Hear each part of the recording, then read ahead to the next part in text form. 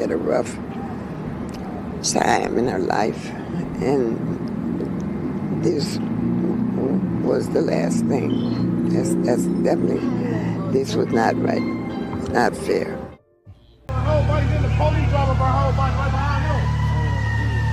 Damn, dog.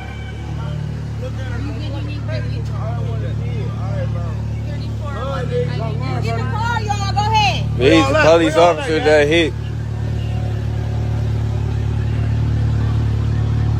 So you ain't see her? No, honestly, with how small and the way she was, Yeah. I thought it was like a car part, you know? We were going at y'all trying to tell y'all to stop. What's up? I couldn't hear you. What's your badge? Your name? Your I'm name? Officer Stanton, badge number 3594. All right, appreciate it. This your partner right here? This is my partner, yeah. Hey, partner. What's your badge? Your name, number? All right, appreciate it. Memorial with blue balloons now in place honoring the life of Carla Tyson as a mystery now surrounds the tragic chain of events that led up to her death. Surveillance footage shows Saturday morning's emergency response as an officer and his squad hit Carla Tyson a short time after she was hit by a driver who left the scene right here on North Avenue. And it was quite a bit of blood, honey. From the tape that I saw, it was quite a bit of blood. One witness who asked not to be named called the scene shocking. Milwaukee police say first an SUV driver hit Tyson, that person taking off. And they ran her over, then the police came and ran over too. What's your reaction to that? It's sad. MPD says when the squad ran over Tyson in the street, officers were already in the area responding to an unrelated hostage situation. Carla Tyson, at 57 years old, endured a life that was far from a crystal stair, her family says. Throughout her life, she faced more defeats than victories and suffered more pain than love. Tragically, her final moments were marked by a level of cruelty that was both inhumane and unimaginable. After being struck by a vehicle driven by David Hall, a recently released convict, she was horrifically hit again by a police car. This heartbreaking incident ultimately brought a grim peace to a woman who had weathered far too much suffering in her lifetime. The anger and sadness that enveloped this tragedy highlight the profound injustices she faced until her very last breath. Welcome to the American Crime Femicide channel. Please like, share, subscribe, and hit the notification bell for future uploads. Originally from Chicago, Illinois, Carla and her siblings faced a life of scarcity from the start, each battling their own set of challenges. Tyson, however, was dealt an especially harsh hand with a physical disability that profoundly affected her life. Despite these challenges, she never let her circumstances crush her spirit. She held on to hope and prayers for a better life. Unfortunately, as she grew older, her disability increasingly hindered her from completing her education, securing employment, and maintaining stable housing. In her final years, Carla found herself homeless, living on the streets among others in similar dire straits. Despite life hurling more hardships than warmed her way, Tyson's inner light never dimmed. In the later years of her life, Carla had children and grandchildren and had relocated to Milwaukee, Wisconsin. Although she had family, a living mother, siblings, children, and grandchildren, why they could not provide her a home remains unexplained. Tragically, for the last several months of her life, she had been surviving on the streets, often near the intersection of 14th Street and North Avenue. Her life came to a violent end in the early hours of July 27. Surveillance cameras from a nearby YMCA captured a horrifying sequence of events. A pickup truck traveling east on North Avenue brutally struck Carla at the intersection with 14th Street. After hitting her, the truck briefly slowed, its passenger side headlight shattered by the impact, before heartlessly speeding away.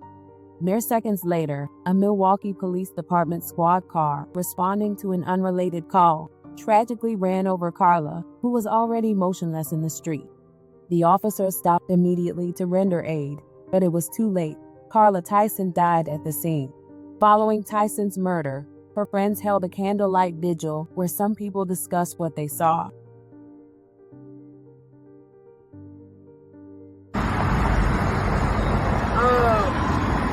Finally brought me off at home. By the time China dropped me off at home, Momo was calling me, running down the street on the phone. He was on the phone with me.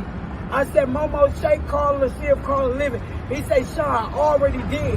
She's not breathing. I said, call the fucking ambulance right now. I'm on my way. I have that car. So Momo said, I'm sending Dominique. He sent Dominique to my house to get me folks. When I pulled up, I got out to talk to the motherfucking police to ask them what happened. I said, I just don't know the best thing down there digging. When I pulled her ID out my purse to show them who she was, he said, yes, ma'am. That's when I broke down and went to crying in the gas station. I should be so belittled to say that. Who's running over big shit like that with their car?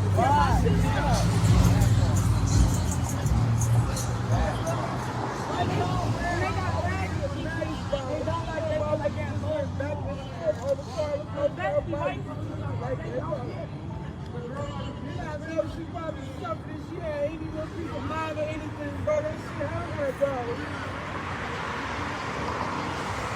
I beat the fuck out of that bitch in that check that place. Take her fucking phone, my nigga. Her phone.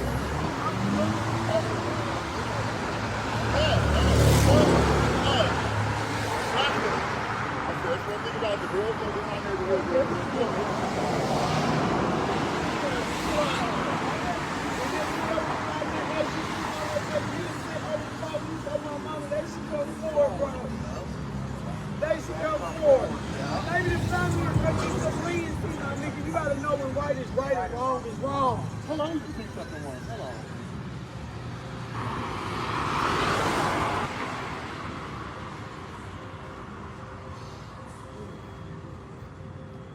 That's all they left out here was her hood. That's all they left in the street was her hood. That right there? Yeah. After they took her and everything, I came back and got her jacket. Hey, Lord, we don't know that you have a stomach cold girls over here. This whole strip is sold over cameras. It's a camera right here in the front of us, y'all. They ain't gonna win, bro. It's cameras all around this motherfucker. After several days of relentless investigation, the police successfully located and arrested 38-year-old David Hall, the driver responsible for initially striking Carla. This is where we're gonna pause the video. Surveillance footage captures a driver running over 57-year-old Carla Tyson. It happened near 14th and North on July 27th. You can see after that hit, the truck's headlight is damaged. The driver starts to slow down, but keeps going, leaving Tyson in the street. Prosecutors say this was the man behind the wheel, 47-year-old David Hall. Court records say when he was arrested, Hall told police he was distracted when he hit Tyson, trying to break up a fight that was happening in the truck. He says he felt and heard that he hit something, but he didn't see anything behind him. The vehicle is captured on video, slowing down and then taking off. Less than a minute later, a police squad car also drives over Tyson while she's still in the street. Two officers then get out and walk over to Tyson, performing CPR. She was pronounced dead around 2:50 a.m. State Wisconsin versus David Hall. Hall was in court Thursday morning for his charges. Hit and run causing death and felony bail jumping. He only spoke once when asked if he understands the penalties. Prosecutors say Hall was out on a $5,000 bond during the hit and run. Court records show he has an open case in Milwaukee County for drugs and gun charges. His bond in this case is set at $50,000. While Tyson's family felt a fleeting sense of justice at his capture, it did little to alleviate the profound grief they felt from her loss. On August 17th, family and friends gathered to lay Carla to rest, marking the occasion with heartfelt tributes and shared memories. In a moving homage, Yolanda Harris, Tyson's sister, wrote, "God is an awesome and great God. May the legacy of my sister continue on. The suffering and the pain that you endured will be judgment to all that dared to harm you. Jesus said that when one harms one of his little ones, they are harming him. People who have especially knowingly harmed others better repent and ask the Lord to forgive them today. We really know not what we do when we harm others, especially children of God. From birth, big sis, until the time you left this world, you encountered blows, trials, tests, and circumstances that could have easily wiped out the majority of us. However, you continued to love and wanted to be loved. Satan tried to break you, but you were made indestructible in the love of God. That's why, no matter what he put on you, you continued to smile. Rest in peace, beloved. Carla Tyson's life was a testament to resilience and grace under pressure. She navigated life's hardships, her disability, societal neglect, and the compounded challenges of being a Black woman and homeless with a spirit unbroken by adversity.